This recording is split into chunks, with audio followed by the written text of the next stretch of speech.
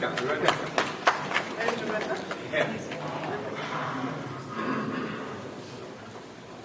Please.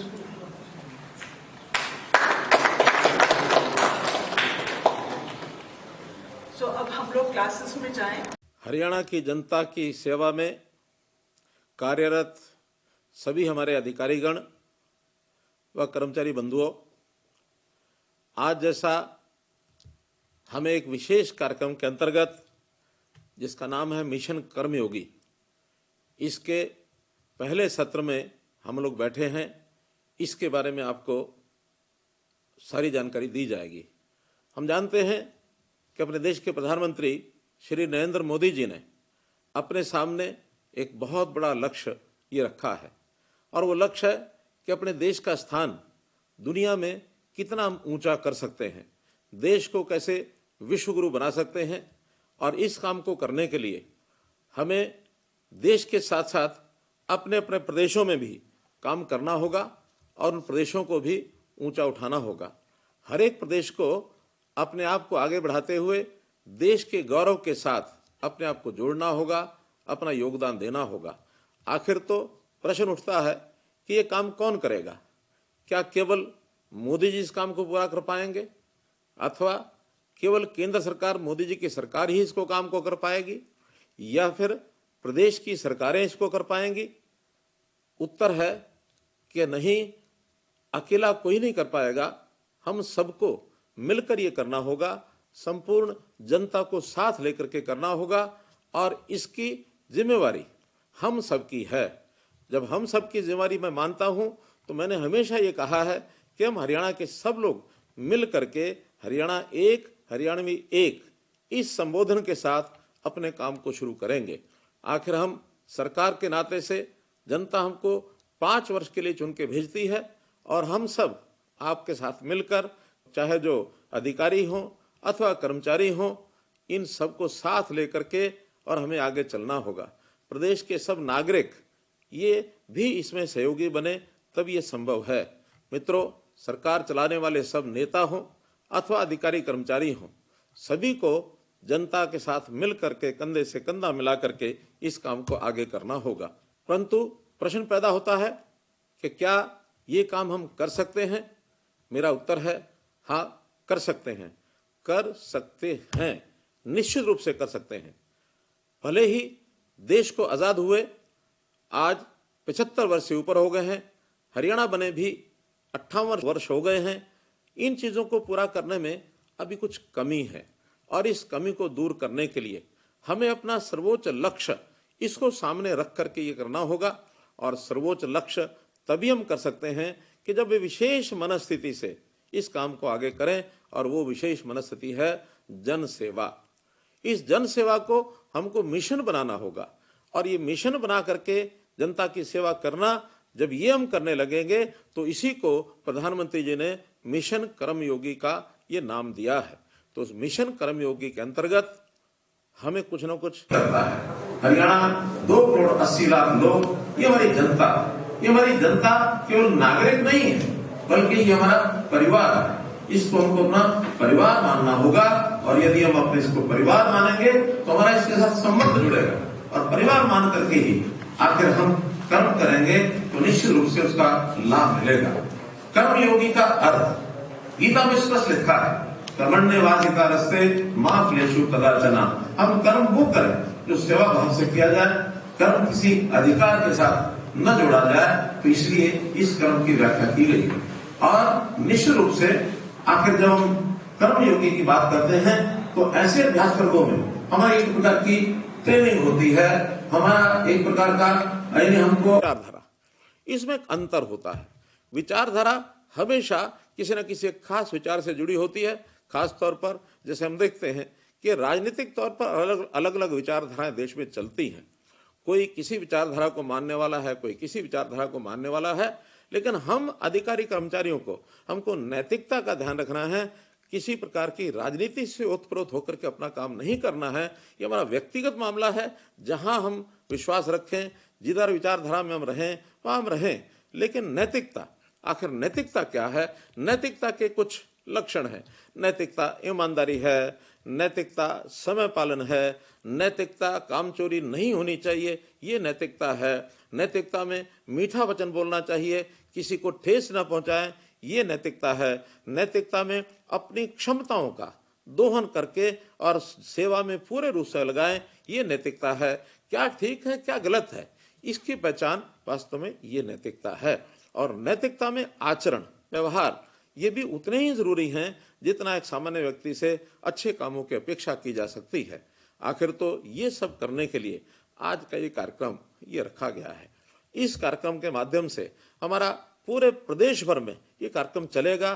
कर्मचारियों की, अधिकारियों की, उनकी क्षमता, ये क्षमता बढ़ाने के लिए ही इसका जो हम आयोजन कर रहे हैं, इसके नाते से हम आगे बढ़ेंगे।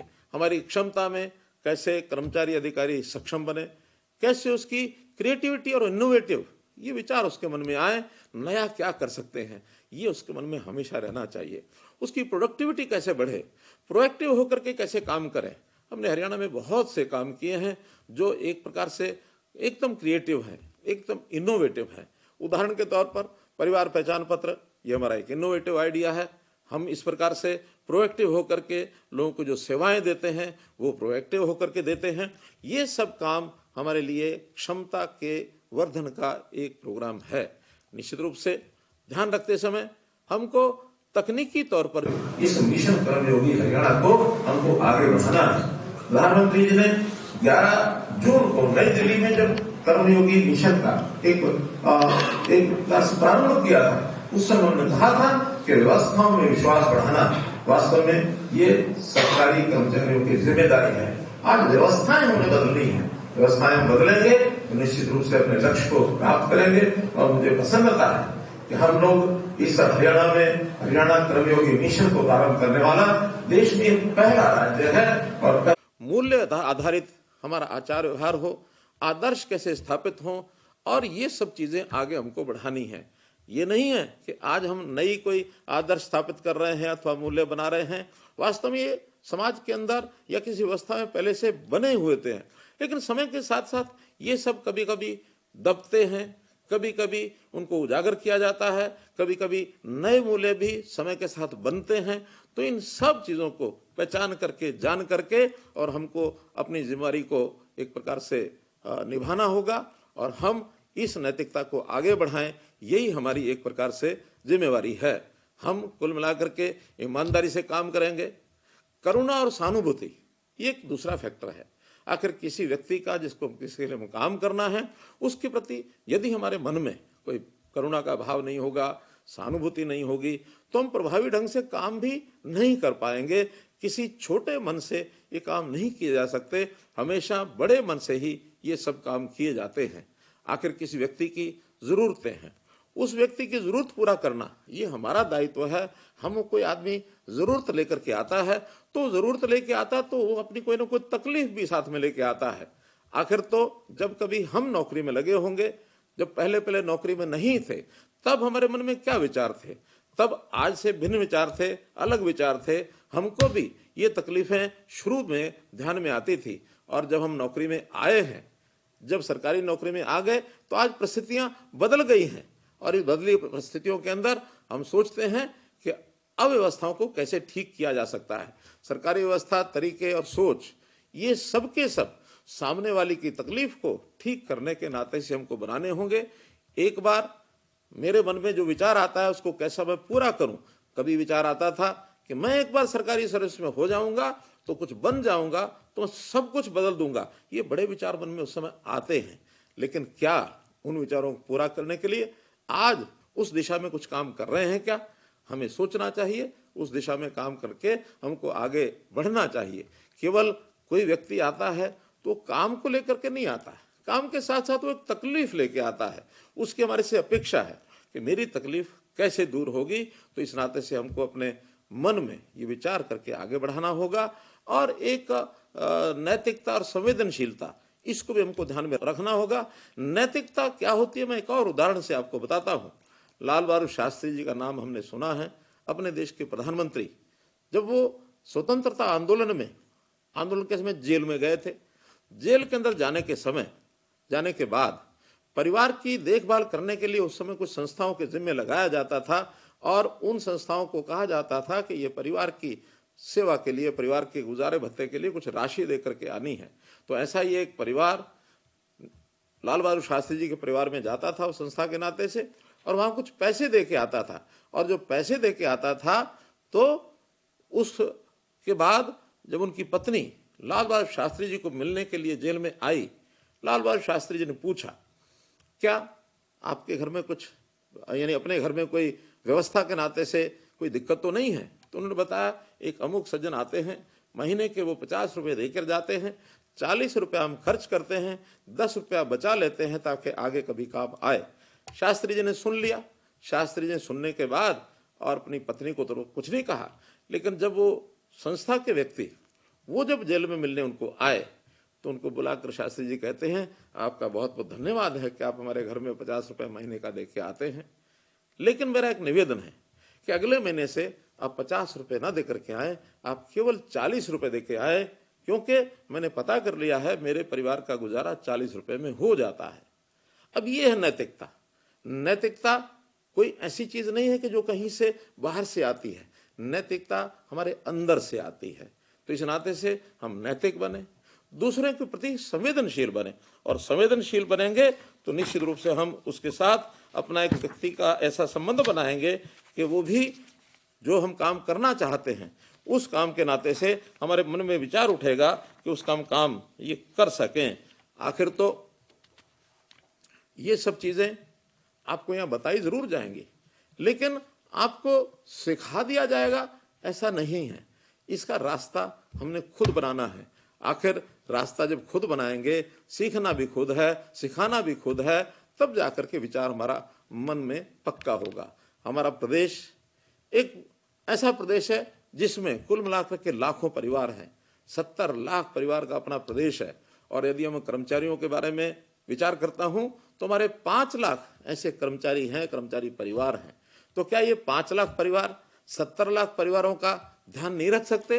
ये ध्यान रख सकते हैं।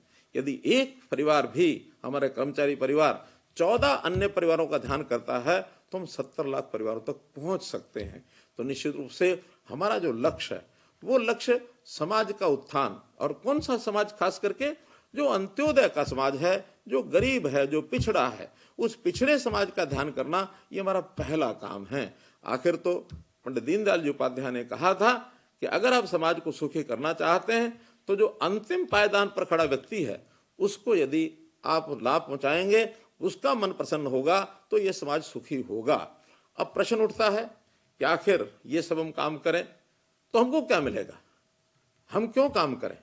तो क्या मिलेगा? जब इसका प्रश्न करते हैं, एक तरफ तो हमारा दायित्व है क्योंकि समाज के नाते से उन्होंने हमको यहाँ भेजा है, हम नौकरी करते हैं, हम अपने साधन इस समाज से लेते हैं।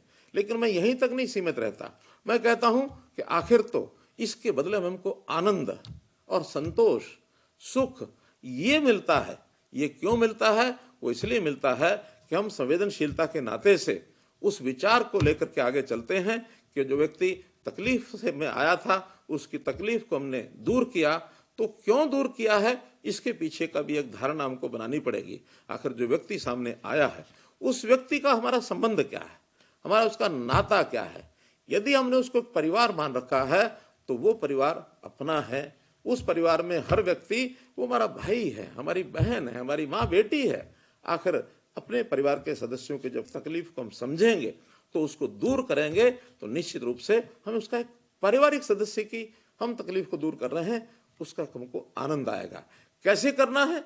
अभी कैसे करना है ये भी आखिर तो हम अपनी योग्यता के आधार पर यहाँ नौकरी में पहुंचे हैं। आपको अब एक नया जो प्रसंग अपने शुरू किया है, कोई भी व्यक्ति कैसे ही नौकरी प्राप्त करता ऐसा नहीं है। वो अपनी योग्यता, अपने टैलेंट, उसके आधार पर यहाँ पहुंचता है, अपना दिमाग लगाता है और दिमाग लगा करके और वो विचार करता है कि इसकी तकलीफ को कैसे दूर कर सकता हूं। कभी कभी तो हम उसके स्थान पर अपने आप को खड़ा करते हैं कि उसकी जगह मैं होता तो मेरी तकलीफ क्या होती, तब तकलीफ को हम दूर कर सकते हैं। तो तकलीफ दूर करने के लिए हमको अपना सब लगाना है, ये तो ठीक ही है। एक विचार और है साथ में कि हमारी एक टीम, आखिर तो हमारे लाखों कर्मचारी और अधिकारी सब मिलकर काम करते हैं, तो हमको अपनी एक टीम भावना, इसको भी विकसित करना है। पहली बात तो हम किसी टीम के सदस्य हैं, उनके साथ मिलकर काम करना है, अकेले अकेले नहीं करना, टीम के साथ मिलकर करेंगे तो उसका अपना एक लाभ मिलता है। और दूसरा, जहां कहीं हमको अपनी टीम बनानी है, आखिर हमारे साथ भी तो नीचे हजारों लाखों ऐसे जो लोग हैं जो नीचे के श्रेणी में काम करते हैं, उस टीम भावना के अंतर्गत उनको भी हमको साथ लेकर के चलना है। और यदि साथ लेकर के चलेंगे तो निश्चित रूप से काम का डबल रिजल्ट निकलता है।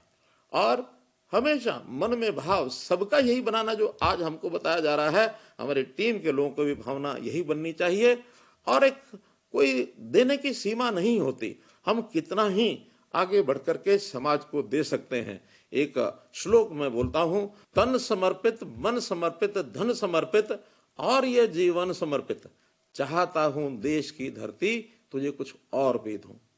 तो ये कोई सीमा नहीं है देने की, हम कितना ही समाज के प्रति योगदान कर सकते हैं। कहा जाता है give your best. Give your best माने जो हमारे पास है बढ़िया से बढ़िया, ज्यादा से ज्यादा हम दें, तभी मन को संतोष आएगा। एक और विषय जो मेरे ध्यान में आता है कि हमेशा सीखने की वृत्ति बनी रहनी चाहिए। कभी व्यक्ति ऐसा विचार न करे कि मैं तो सब जानता हूं।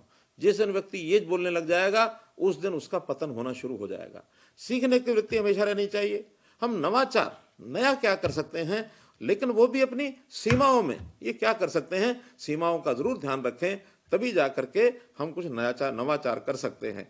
देश आज जो है पूरी दुनिया में प्रतिष्ठा प्राप्त कर रहा है, और वो प्रतिष्ठा जो हमारी बढ़ रही है वो हमारे ब्यूरोक्रेसी के योगदान से बढ़ रही है। हमारा योगदान सर्वाधिक है, और इस सर्वाधिक योगदान के नाते से पिछले वर्षों में देश की प्रतिष्ठा ये बढ़ी है।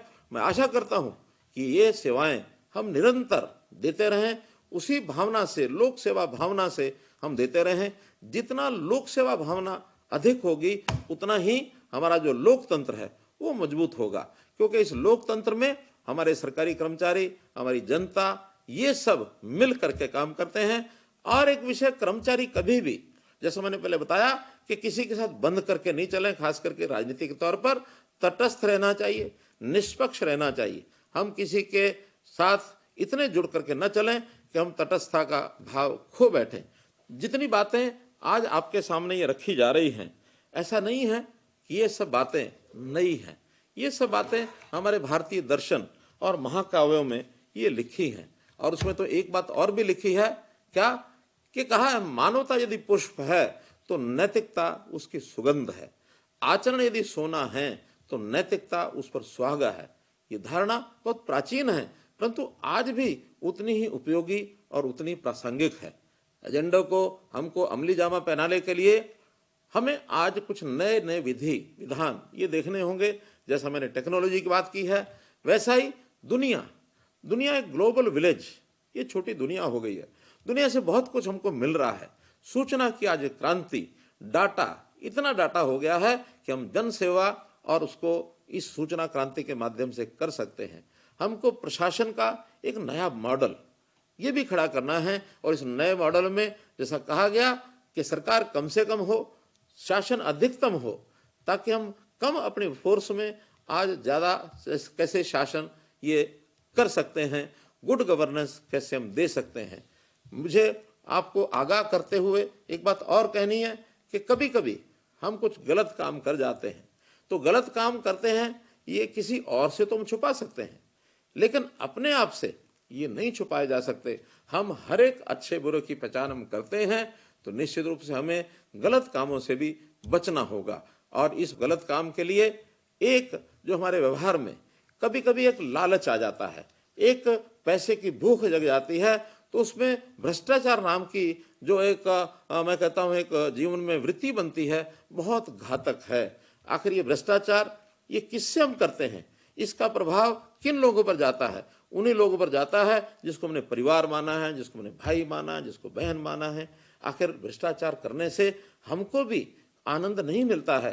अंतोगत्वा कभी ये भ्रष्टाचार सामने जब खुल के आता है तो लोक लाज भी खत्म होती है। इसलिए इससे हमको बचना चाहिए। हमको जो पैसा मिलता है वो पर्याप्त पैसा मिलता है, अपने परिवार को चलाने की दृष्टि से कम नहीं है, तो इस नाते से हम इससे बचें। हाँ, इसके लिए भय भी हो सकता है, कोई दंड भी दिया जा सकता है, लेकिन दंड और भय इससे तो मात्र एक आध व्यक्ति तो ठीक हो सकता है, लेकिन सिस्टम ठीक नहीं हो सकता। यदि हमको सिस्टम को ठीक करना है तो हमारे मन में ये विचार दृढ़ता से आना चाहिए कि हम भ्रष्टाचार रूपी इस गंदगी में नहीं फंसेंगे। ऐसा हमको एक मॉडल तैयार करना है। प्रदेश को एक समावेशी और एक तीव्र गति से विकास के नाते से हमको एक मॉडल देना होगा। आर्थिक विकास ये सुनिश्चित करना होगा और तभी हम एक नई कार्य संस्कृति को विकसित कर सकते हैं।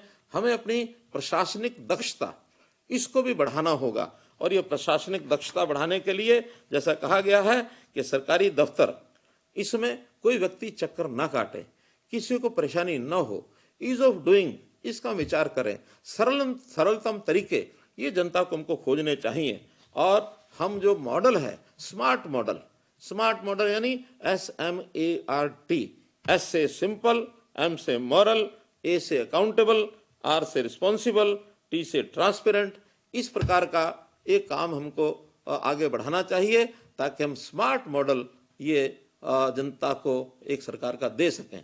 व्यवस्था को सुधारने के लिए हमने जैसे बताया कि ट्रांसपेरेंसी लाने का जो एक नया प्रयोग किया है वो किया है परिवार पहचान पत्र। और इस परिवार पहचान के पत्र के माध्यम से अनेक योजनाएं, अनेक सेवाएं हम प्रोएक्टिव रूप से घर बैठे ये प्रदान कर रहे हैं जो सीधे तौर पर जनता को पहुंच रही हैं। नागरिकों और सरकार के बीच में परिवार पहचान पत्र एक कड़ी बनी है। इस कड़ी के माध्यम से हम चीजों को आगे बढ़ा रहे हैं। आखिर हमारा उद्देश्य जनता को खुश करना है और जनता को खुश करने के लिए एक वाक्य प्रयोग होता है हैप्पीनेस इंडेक्स। और इस हैप्पीनेस इंडेक्स को हरियाणा के बढ़ाने के नाते से हमको अपनी सब जिम्मेदारियां निभानी होंगी।